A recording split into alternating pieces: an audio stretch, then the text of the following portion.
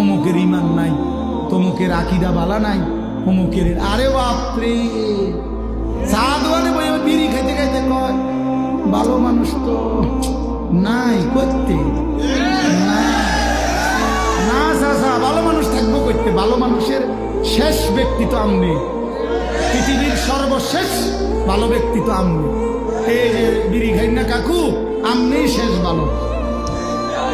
এই আমনে আরি যে বেটার কাছে বিড়ির গন্ধে কাছে দাম দেয় না, আমনে পৃথিবীর সর্বশেষ ভালো ব্যক্তি।